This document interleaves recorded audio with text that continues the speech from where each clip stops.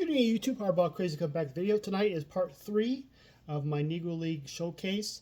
The first, I'm donning my now Josh Gibson Homestead Grays jersey. Thought I'd change up a little bit. I have 2 Negro League jerseys, Turkey Stearns and Josh Gibson. First video was post-playing days Negro Leaguers. Last video was autographs and relics. Today is playing days cards, which I concentrate on the most. I'm at the point now where it's few and far between. I have pretty much all the guys who played in the AL, NL. I got some minor league cards. Some guys who played actually in the minor leagues, and some foreign winter league cards from south of the border. So they're a little harder to find. So that's a little harder for me to get.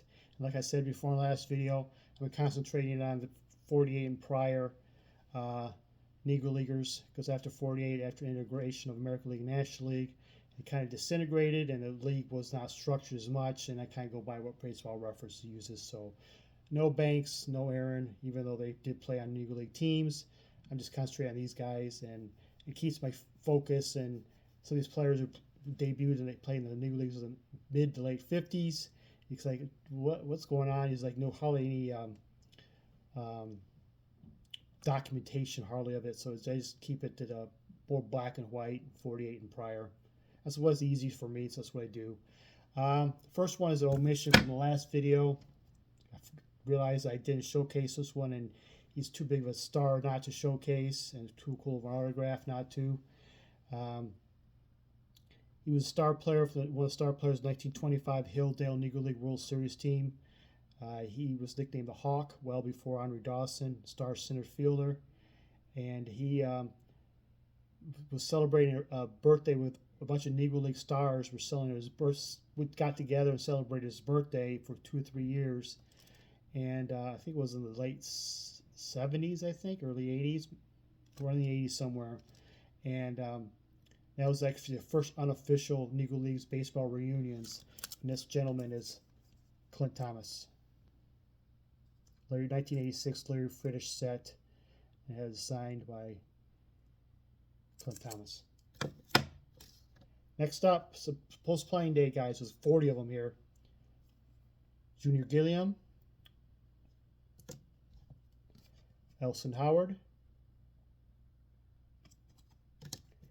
Larry Doby. I got his Detroit Tiger because unfortunately my Detroit Tigers and the owner was very racist.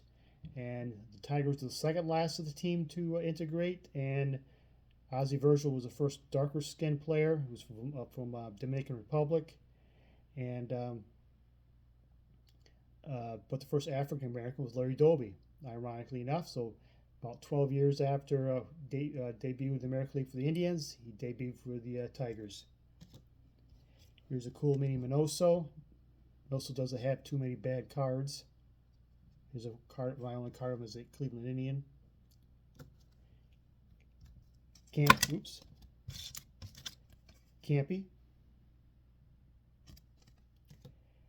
Here's 52 Parkhurst. I get in the minor leagues with some of these players. Never played in the AL or NL, but he was a great Negro League player. 52 Parkhurst was a minor league set, 1-year set. But produced up in Canada, so when they had the Canadian, so Montreal Royals is significant in that set. It has pre-rookie cards of Lasorda, Alston, and Gilliam before they debuted with the Dodgers as minor leaguers. And this gentleman, I think, is with the Toronto Maple Leafs. That's Wilmer Fields.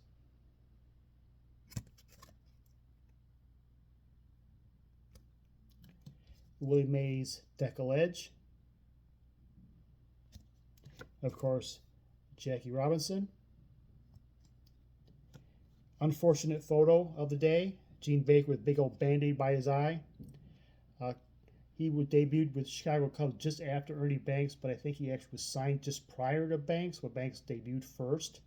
Fun fact with Gene Baker, after his playing days, became a coach, minor league manager, and an MLB coach, and with the Pittsburgh Pirates.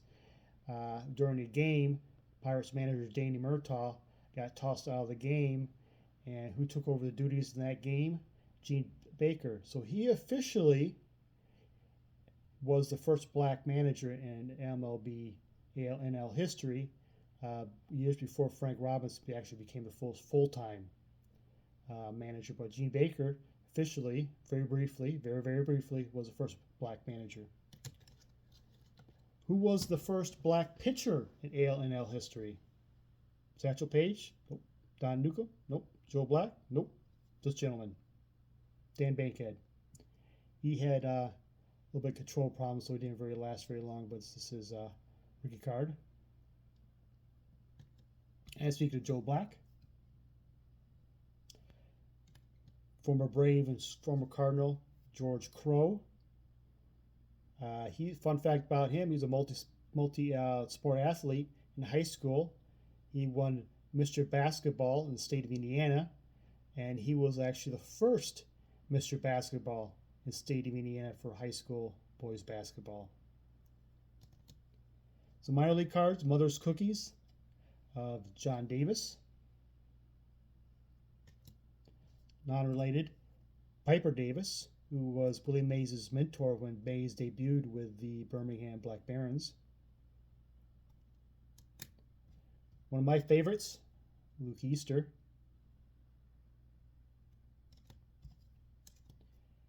Picked this up the National, 46-47 Carmelo Deportivo of Cuban shortstop Silvio Garcia.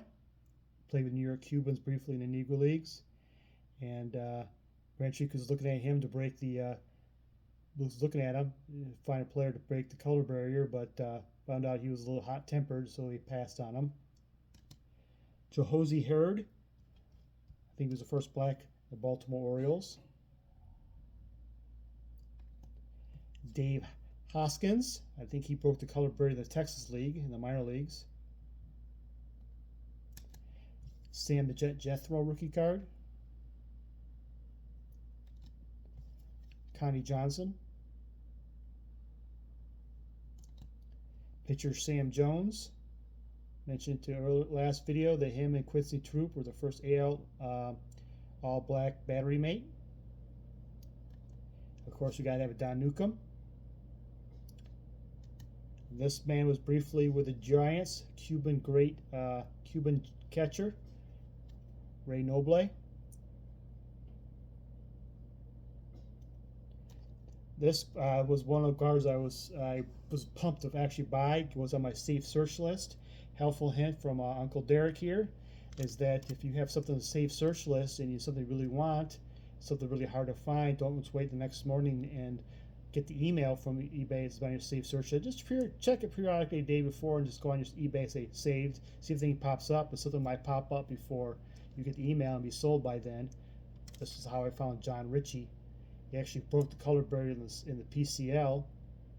Yes, back in the 1920s, I think it was.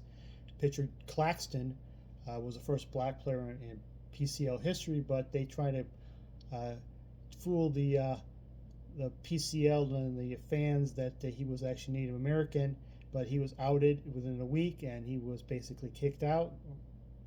But I don't know if he didn't really have an effect on breaking the color barrier, so I don't really count that. So Johnny Ritchie was actually the one that broke the color barrier, even though he was not the first black player. And great catcher, won the batting championship with both in the Negro Leagues and the PCL, and he's honored at San Diego's Petco Park. First black player in Pirates history, Kurt Roberts, 54 Dandee. This is my only Dandee card. Harry the Suitcase Simpson.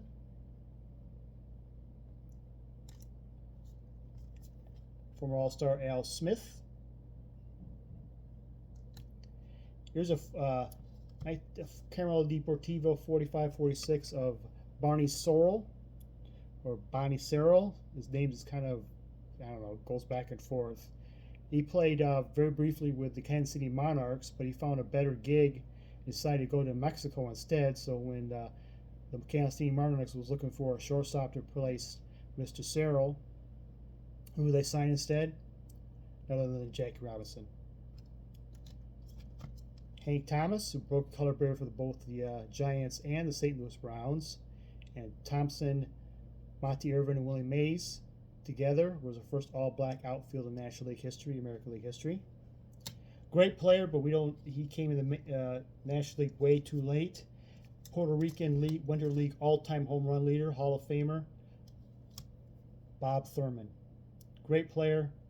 We just got a little bit of him as a National League. He debuted as a 38, age 38, and still had a career OPS plus like a 115. Great player. The gentleman who broke the color barrier for the Philadelphia A's, Bob Trice.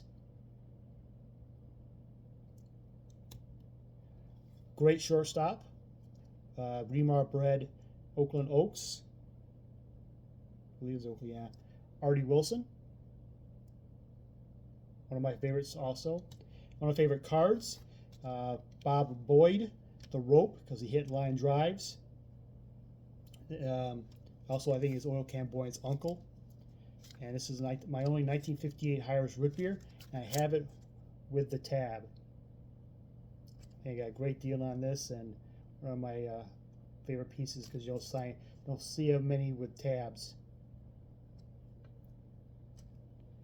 Getting into some slabs now. This is, I think, a Cuban issue. I'm not sure. This is the only issue card I have from the set. 1948-49 El Indio of Henry Kimbrough. Another hot-tempered player. Great center fielder in the day. 45-46 Caramello Deportivo, which is a Cuban set of Louis Tiant Sr. My only 1930 Doble Aguila Venezuelan set of the Dominican Deer. Amazing player. We barely got a piece of. I don't think she actually piece of him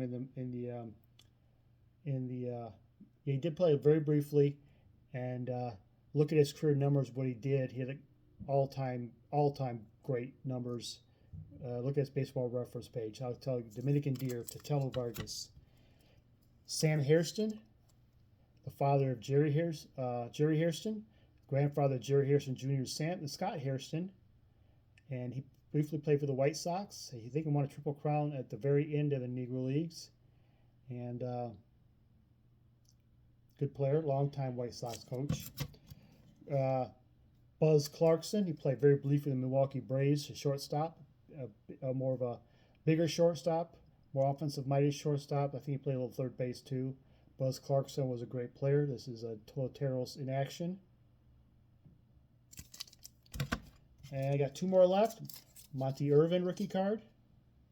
I think he's way undervalued in the hobby, because he was many Negro Leaguers thought he was going to get picked before Jackie because he was a great player.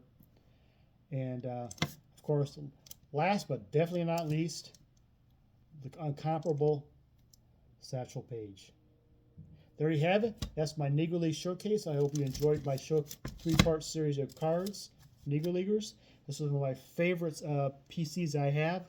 Learning about these players, because a lot of these players people don't know about, and I like to take things my own way. I don't follow all the trends and stuff, so I don't like going after every cards, every player, everybody else is going after. And this is kind of my little niche that I enjoy, and looking for those harder to find cards and players not many people know about, and sets people don't know about. So I have a few more cards on my want list, actually a lot more, but either they're very hard to find or a little pricey.